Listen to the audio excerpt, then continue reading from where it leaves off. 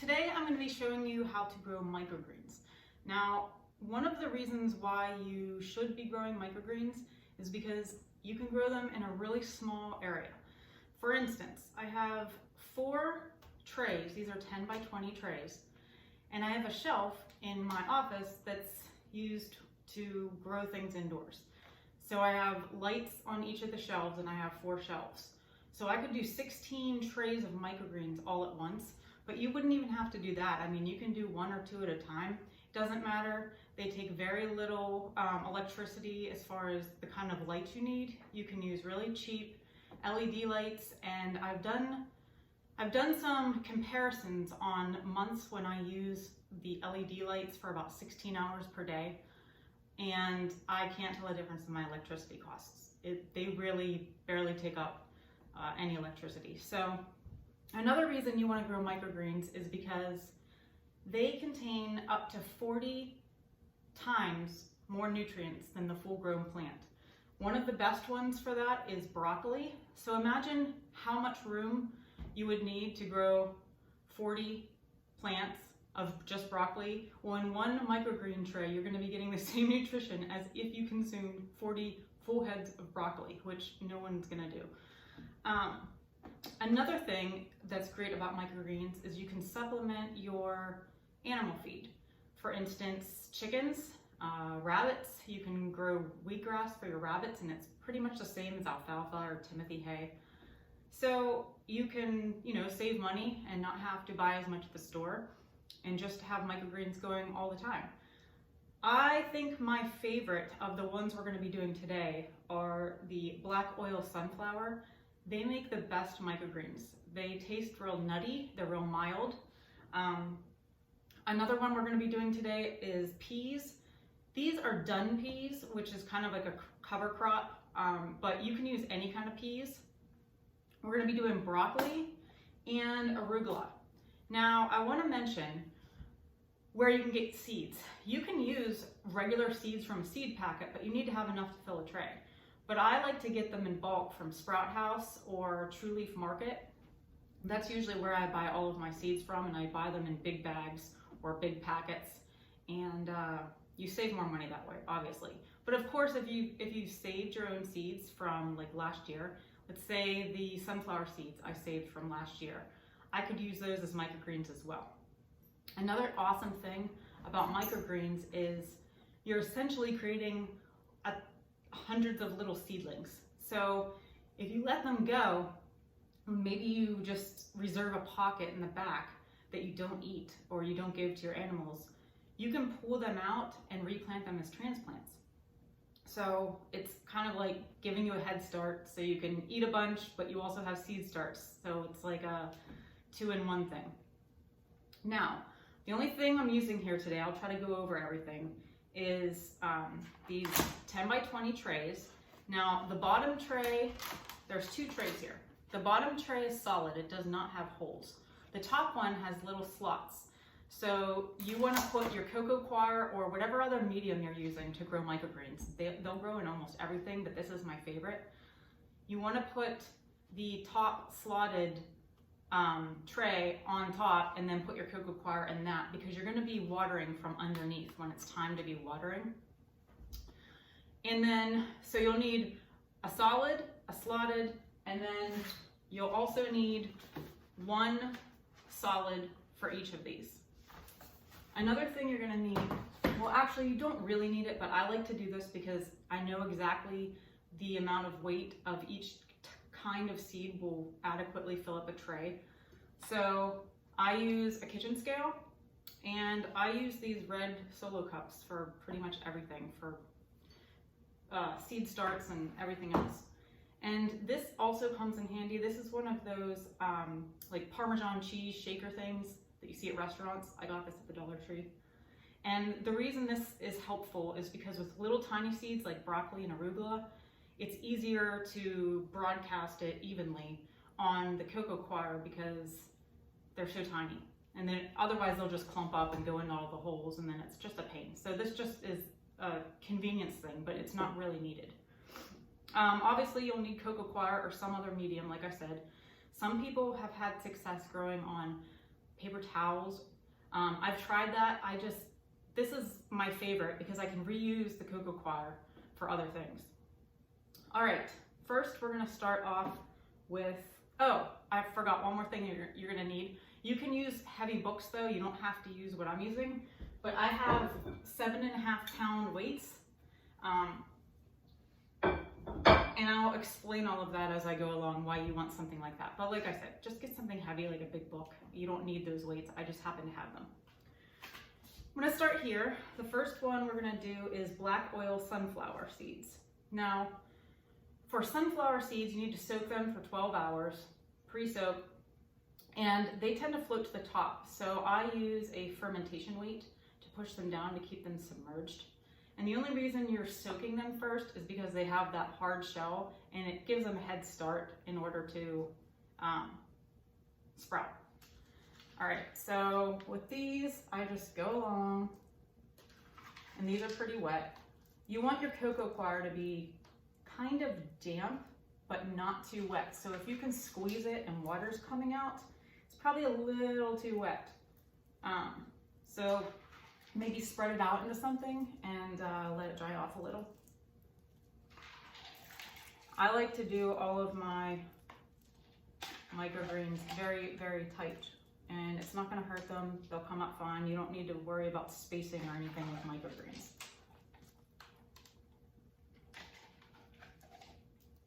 All right, that's about it. And then I'll just kind of go around and try to smooth it out if there's chunks where there's a whole lot. Okay. Now for the black sunflower seeds, I used 125 grams of sunflowers, and then I soaked them, and then we just put them here.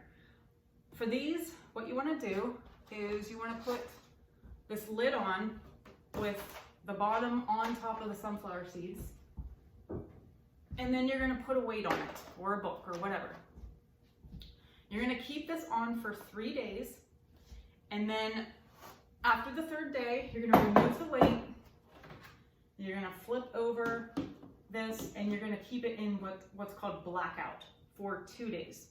So what this does is the weight helps kind of shove the shoots down into the cocoa coir to go into the holes underneath.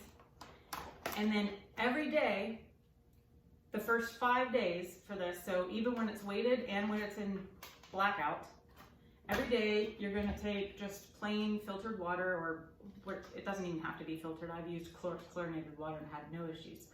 But you're going to give them a mist. And you want them to be moist, not too dry, not too wet. Just do that every day. You might want to check day and night depending on how dry or wet it is in your area. But you're going to do that. And then after the 3 days with the weight and the 2 days of the blackout, then you're going to put them under lights. And then they'll be ready in about a week. So when you put them under the lights, you're going to switch from spraying with the plain filtered water, and you're going to start watering them from underneath. You do not have to use hydroponic nutrient solution. I do though, because I feel like it just speeds things up and they're higher quality. You can use just water though for microgreens. You don't have to use nutrients, but I prefer to. All right, moving on. Next we have dun peas. Like I said, it's like a cover crop, but you can use any peas that you saved. You can get a different varieties of speckled peas, I believe, and other things from True Leaf Market or Sprout House. You're going to do the same thing as you did for the sunflower seeds. You're going to soak them for 24 hours. Now these, I actually started soaking about 4 days ago. I don't know if they're going to go over well, but we were kind of busy with butchering a deer and stuff like that, and I just didn't have time to make the video sooner. So these have already sprouted. I think they'll be fine. They don't smell musty or anything, but I'm not sure how these are going to turn out because usually I only soak them for 12 hours. So for the peas, I typically use 250 grams to fully fill up a tray, but I ran out. So we're only using 125 grams today. So these ones are going to be a little more sparse than the sunflower seeds, and that's fine. I mean, I'm gonna use them. But typically I would use 250 grams of these. Now with these peas, you're gonna have them with a weight on the tray for 3 days. So they're similar to the sunflower seeds, but you're only gonna have them in blackout for 1 day. And then after that, you put them under the lights. Now I want to remind you that if it's warm enough in your climate, you can put these on a table outside and have the sunlight hit them.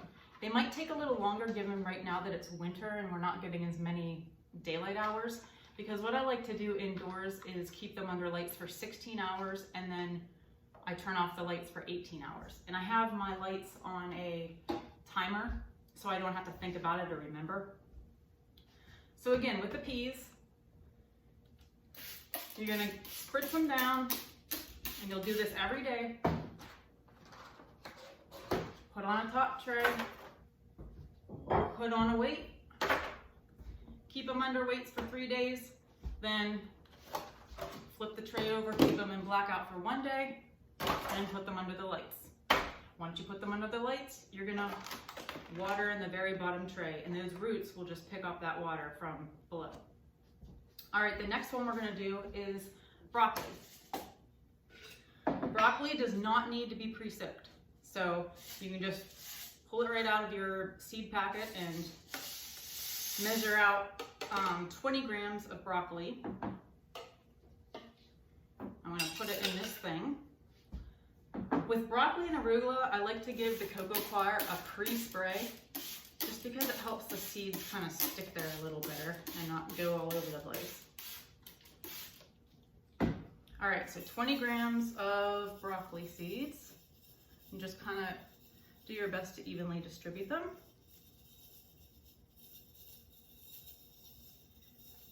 And broccoli, you're gonna have 3 days with the weight, just like the previous two, and 1 day with the blackout, just like the peas.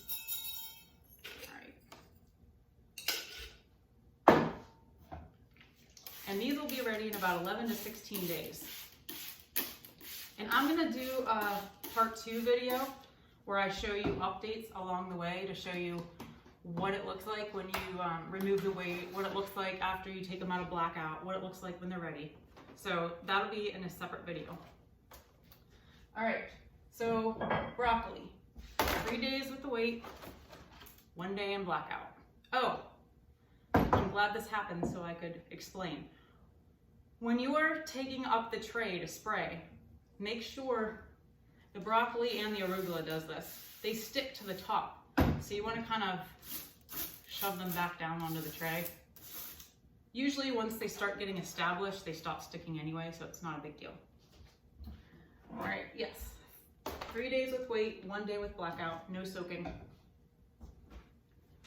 The last one we're doing is arugula. Arugula, I use 20 grams, same as the broccoli. I'll use this Parmesan cheese shaker thing.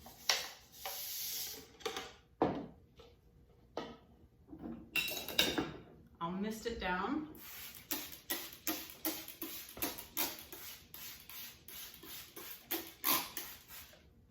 And then we'll just broadcast the seeds on here.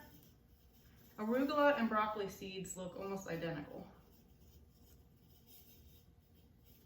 They're about the same size and the same weight, obviously, except the arugula seeds are a little lighter, so they're easier to see where they're going. Okay. Then you're gonna mist them again. And with arugula, you're gonna have 3 days with the weight and 2 days of blackout, kind of like the sunflower seeds. And these will be ready in 11 to 13 days. And like I said, all of these, if you want, you can just keep a little corner or a little spot that you don't eat or give to your animals and pull them out by the roots and then transplant them, and you can grow full plants with those if you want. So it kind of saves you a step if you're going to be planting any of these things. Do a tray of microgreens, save some of them, and it just makes it easier on you. And I have done that and it works. So I guess that's it, guys. Stay tuned in a few days or maybe a week or so, probably 5 days to a week. I'll do some updates on the progress of these, and then I'll come back and show you what they look like when they're all ready. All right, thanks.